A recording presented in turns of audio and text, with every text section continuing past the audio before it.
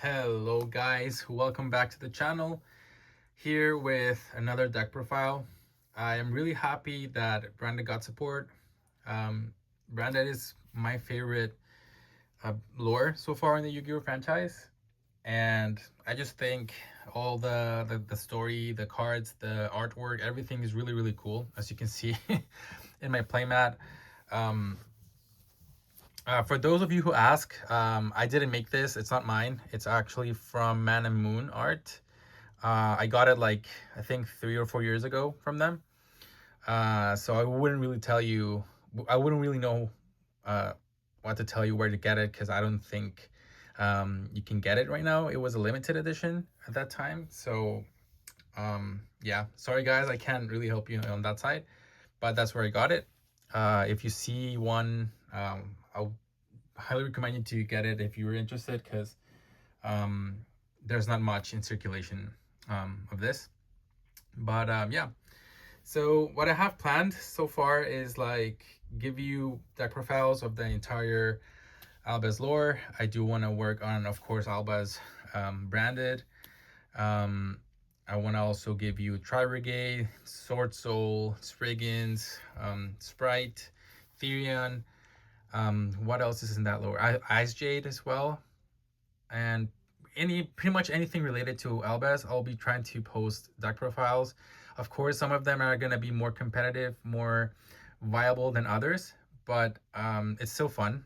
It's still a fun activity to do, and of course, if you also love this lore, um, it gives you a more expanded view of what this lore is, and like the kind of decks that you can play. So we'll start with the main one, the most important one, which is the branded version. I would say it's the most competitive. Maybe it's going to be meta relevant at the moment. It's still branded has always been a very good deck to play, but now with this new support, it's has become way crazier. But it's also a refreshing new kind of deck, because it now includes synchros. So it's not really heavy reliant on branded fusion anymore. So yeah, it's just a different playstyle and a different set to do that. So yeah, you'll probably find a lot of these online, because it's like the mainstream people will go for. But yeah, let's get started. I've talked a lot already. This might not be the most competitive. I do play it like pretty much pure, except for hand traps, because we do have space for hand traps. But we'll see. So of course, two of the new Fallen of White, incredible card.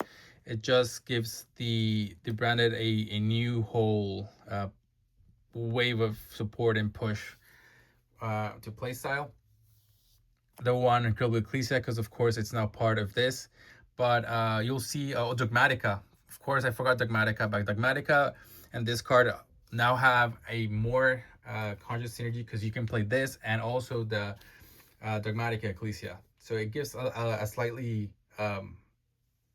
more push to the deck. So that one is also one of the decks that I'm excited to show, because it also received new support in this in this form, as well as the new Fleur-de-Lis, the Thunder, and the new Dogmatica Lawbringer. So I'm really excited to show you that as well. And then, of course, the two Cartesia, because Cartesia is still a thing. The one Quem, it's really good. Sometimes I think of bumping it to 2, but at the same time, I really don't want to bump it to 2. But let me know what you guys think. It's still really good to give you grind game, revive your fusions, revive Albaz, revive whatever you need to keep fusing or keep playing. So it's really good. The 3 Albert, because we'll still need Albert to access our branded cards. The 1 Albion the Shrouded Dragon, still really good to set up your graveyard and give you draw power. The 1, the new Tri-Brigade kit, Tri-Brigade Spriggans kit, really good card. You can pretty much revive everything here except the Albert, but it gives you follow-up. It gives you another interruption. It gives you extension. It's a really good card.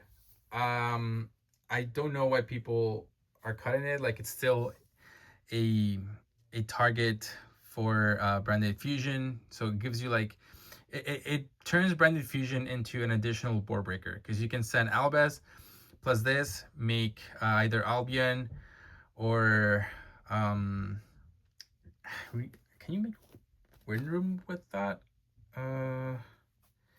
Let me double check real quick.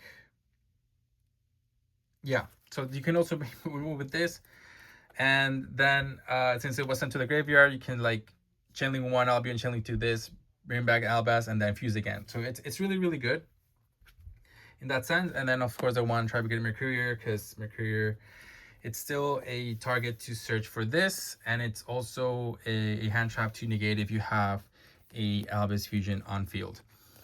That's it for the monsters on the side of the engine. For the spells, we have the 3 branded in high spirits, because now it's one of the main starters of the deck. You can pretty much search the white Albaz with pretty much any card in your deck, so it becomes really, really good, because it's an extra layer, because it also lets you set up your graveyard. It's amazing. The 3 Fallen Virtuous, because of course, why are you gonna play the best, one of the best cards in the format currently? 2 Branded Fusion, because even though we don't rely on Branded Fusion anymore, we still need that extra layer like of play. Then the 3 Branded Opening, same thing, gives you access to Albaz, gives you access to the I forgot the name, the Quem, sorry, the Quem. And yeah, the only thing you need to be careful is that if you play this card, it locks you into fusion monsters, so you can really access the new synchro. But other than that, it's a really, really good card.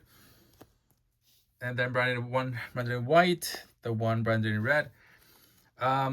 Technically, I think these 2 can be flex spots, or you can play the one or the other, but it's just tricky, because there's situations that you wish you had this, and there are situations that you wish you had this. So cutting one or the other, honestly, I would bring it down to preference. But I think having both this extra fusioning method, and then this one gives you recovery / fusion interruption. So it depends on how you want to play it, but I think both are still good cards. And then the 1 Retribution, because it still gives you recovery for any of your branded cards, but it also gives you the setup to set it, and like it comes more often now, the negate effect, because you're gonna end up with 2 Albaz fusions in the graveyard turn 1, so it just gives you like that layer additional to whatever you have else. So yeah, it's really, really good. That's it for the branded spells and the trap. Now for the hand traps, given that now the engine allows us to play a little bit more, I am playing the 1 Magnemite, because it's still really good in the mirror match. It's still really good against Yumi, and it also gives you a sort of starter for the deck, because you can search the white Albaz with that. The 3 Wallows, staple. The 3 Ash, staple. I am playing Nibiru, because I think Nibiru is an underrated card in this format. Not many people have it into account, and it just takes some people by surprise. But it's also a target for Titaniclad, because I still think Lunalight, it's a thing, and the only out we have, it's fusioning Albaz with Nibiru, so we can actually beat over the what's the name of the Lunalight? I forgot. The unaffected one. And then for the last cards, I am playing the Gold Sarcophagus, because this now gives you also access to the white Albaz by banishing the Mercurier, the 1 Called by the Grave, and the 1 Talent.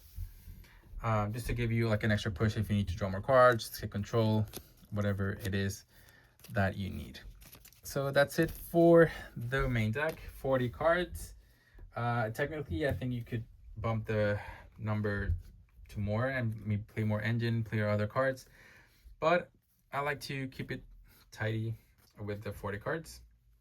Then from the extra deck, the 1 Mirror Jade, because Mirror Jade's still a beast. The 2 Albion, because I think you have to play the 2. There's no other option. It gives you the setup, it gives you the interruption, it gives you the fusion. It's just amazing. The 1 Lubellion, because it still comes up to recycle your fusions. I would say it doesn't come up as often as before, but it still comes up here and there. The 1 Titanic Lad for those big targets to beat over. It also gives you access to the Quem. It also gives you access to the Albaz if you need to fuse in the end phase as well. Yeah, technically it's another target as well for Branded High Spirits if you really need it to. I'm playing the 1 Windburn because it's still, again, the target for Mandarin Opening. The Graveyard effect to banish itself to summon Albaz. It's still really good as well. I am playing the 1 Sprint. It's an additional target. Sometimes maybe your opponent won't have 2 monsters to fuse with Dragon that Devours Dogma. But yeah, it's an additional target for the Albaz to fusion summon. So yeah, like its effect also comes up here and there to pop our columns. So it's really, really good. And then the Dragon that Devours Dogma, very good card. Recycles your resources, cleans up, helps you break board in your turn or their turn. So it's really, really good. And then Graveyard, you can also search for Mercurier or the Fallen the Virtuous because it's still considered a Dogmatica card. The 1 Sanctifier, technically this doesn't really come up that much. You could cut this out. People will be playing it for lock, but honestly, I don't think you need the lock to win with this deck. But yeah, like it gives you an additional layer of interruption to fuse with Albaz, or maybe bring the other Albaz and then Ecclesia, and then like gives you more resources.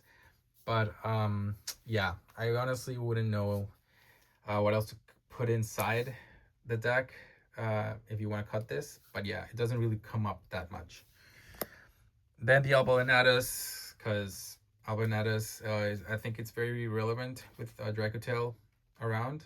You can pretty much clean board. It also helps you a little bit in the mirror match. Yeah.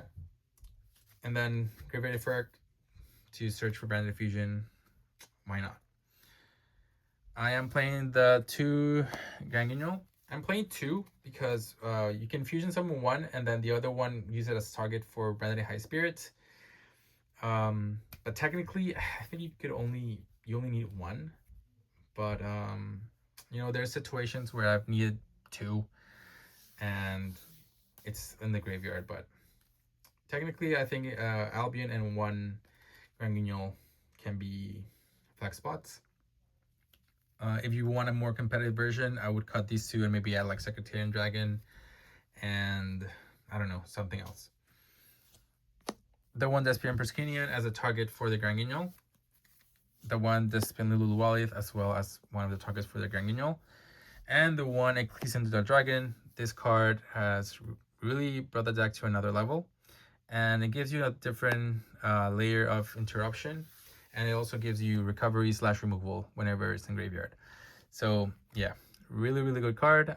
It's weird that it's not a fusion, but it works because I am working on a Sword Soul deck profile using this card, which pretty much brings both engines together. But yeah, guys, this is it for my branded deck profile. I'll keep you posted. I really have a lot of excitement to show you the different decks that I have planned involving this lore.